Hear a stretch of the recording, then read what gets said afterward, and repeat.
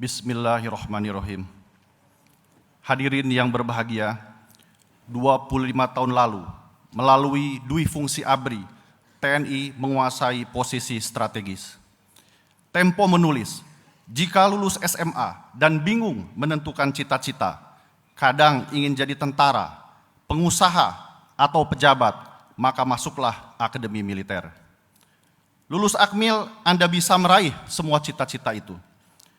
Masuk Akmil, ternyata tak seenak yang diduga. Kami kurang tidur. Setiap trompet istirahat malam berbunyi, hati kami ciut. Penanda kami harus segera menghadap senior.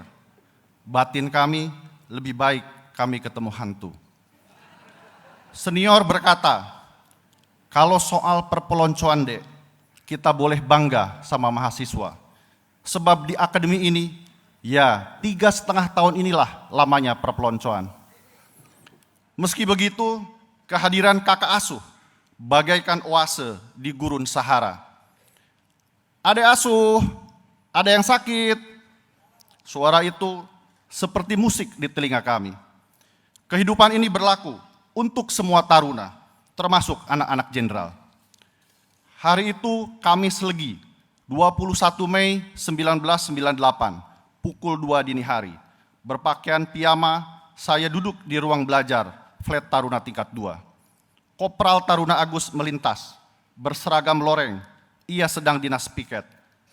Saya memanggilnya, ia berlari dan menghadap. Siap Sersan Taruna, katanya. Itulah pertemuan pertama saya dengan sosok Agus Harimurti Yudhoyono atau AHY. Entah takdir atau chemistry apa yang membuat kami duduk bersama. Kemudian kami berdiskusi tentang TNI dan negara.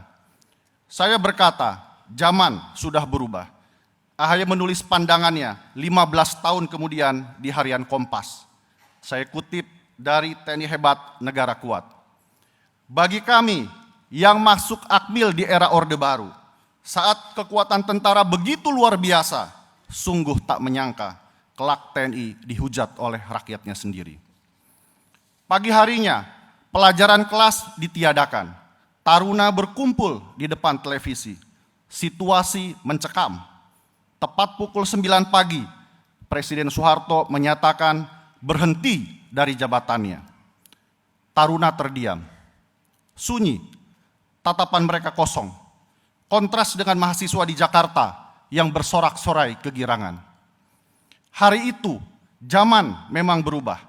Akmil pun didemo mahasiswa. Mulai dari tuntutan pembubaran Akmil hingga memotong generasi taruna seperti di West Point, Akademi Militer Amerika. Tapi kami memilih jalan yang lain, reformasi internal. Dimulai dari perbaikan kehidupan taruna.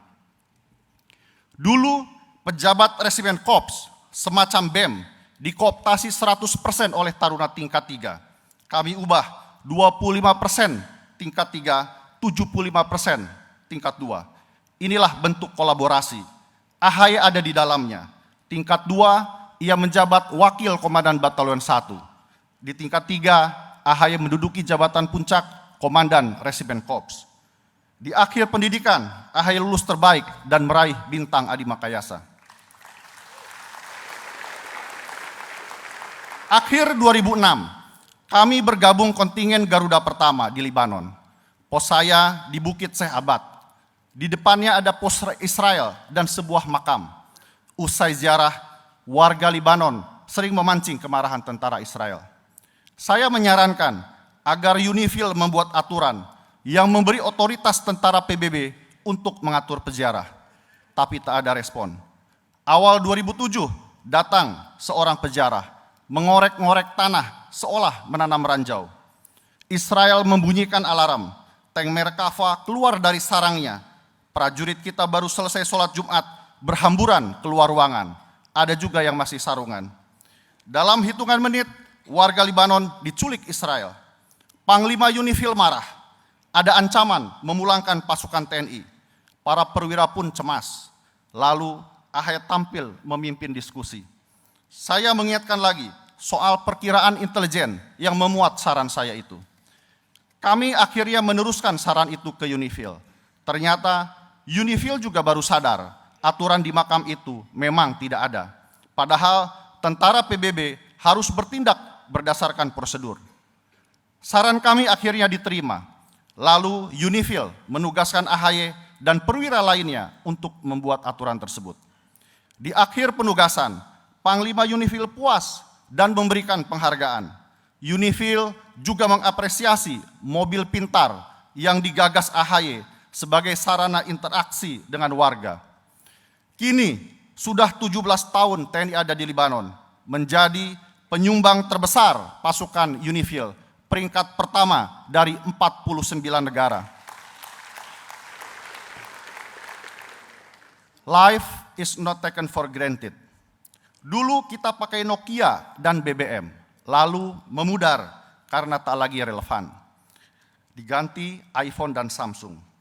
Banyak negara mulai memakai tentara bayaran, juga mengganti pesawat dengan drone. Zaman makin pragmatis, hitungannya uang, makin murah, makin menjadi pilihan. Itulah tantangan kami, membuat TNI tetap relevan dengan perkembangan zaman. Kita tidak ingin TNI memudar.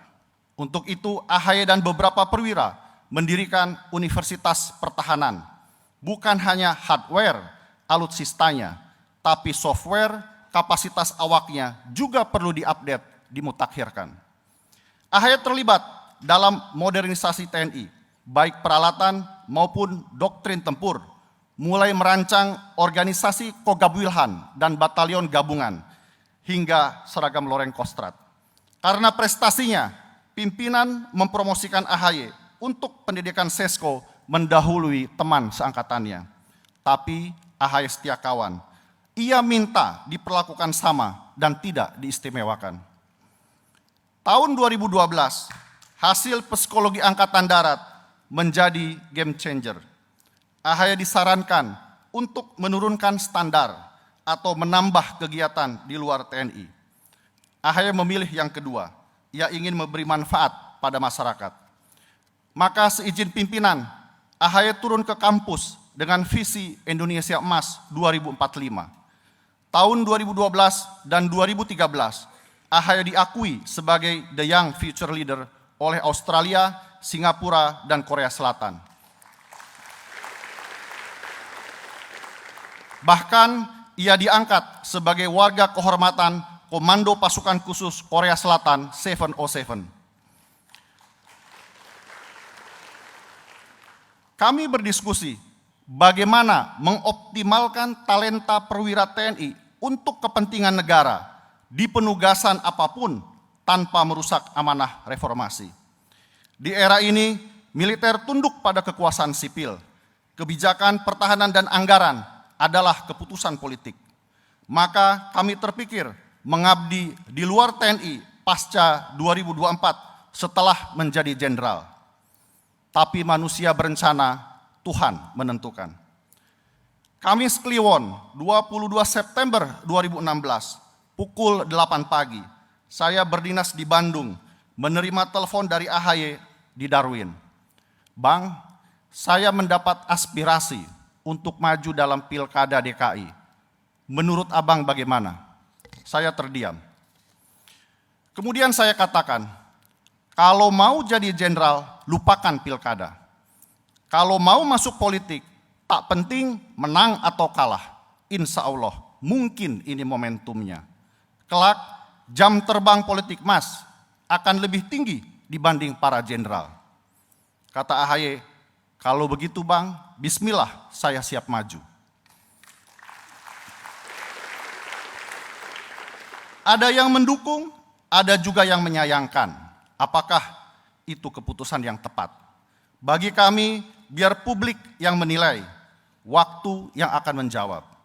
Menurut Charles Darwin, yang survive bukan yang kuat atau pintar, tetapi yang paling responsif terhadap perubahan. Itulah cara AHY beradaptasi. Apalagi AHY menerima kekalahannya dengan lapang dada. Kata AHY, sejak kecil saya selalu juara. Ini cara Tuhan supaya saya tidak sombong.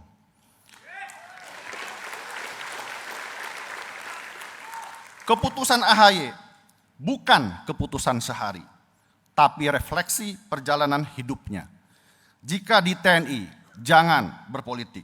Jika berpolitik, berhenti dari TNI. Keputusan AHY juga calling, panggilan tugas lebih besar untuk bangsa dan negara. Dedikasinya tidak berubah, duty first. Contohnya saat Ibu Ani sakit 2019. AHY tentu ingin merawat ibunya di Singapura, tapi saat itu ia punya tugas keliling Nusantara untuk pemenangan pemilu. Saya lantas ingat cerita Ibu Ani ketika AHY diterima di SMATN 1994. Ia bersurat pada orang tuanya, Memo, Agus kini sudah jadi anak negara, bukan anak Memo Pepo lagi. Sejak saat itu, AHY bertransformasi menjadi seorang patriot. Bagi AHY, patriot adalah pembela nusa dan bangsa, tidak peduli apapun profesinya. Seorang patriot selalu ingin berbuat yang terbaik untuk negerinya. Ingin bangsanya pintar dan juga berkarakter. Ingin jika negara lain bisa maju, kenapa kita tidak? Dan patriot selalu ingin kemajuan Indonesia untuk semua. Kini AHY sedang berjuang mewujudkan cita-cita itu. Musuhnya bukan lagi tentara membanggul bedil, tetapi kebodohan, kemiskinan, ketidakadilan, dan kesewenang-wenangan. Tugas yang maha berat tak mungkin dikerjakan sendiri. Perlu kolaborasi semua komponen bangsa, the dream team. Pada akhirnya, AHY tentu tak luput dari kekurangan, tapi mengoptimalkan potensi diri untuk kemanfaatan yang lebih besar, menurutnya adalah tanda kita bersyukur atas karunia Tuhan. AHY juga tidak pernah lupa dari mana dia berasal. Ia berterima kasih kepada para senior yang telah mendidiknya. Kepada para sahabat dan juniornya, utamanya yang aktif di TNI, ia selalu berpesan, meski berbeda medan pengabdian, tujuan kita tetaplah sama. Seperti pada bait terakhir himne Taruna. Demi Allah Maha Esa, kami kan bersumpah setia membela nusa dan bangsa tanah tumpah darah. Terima kasih.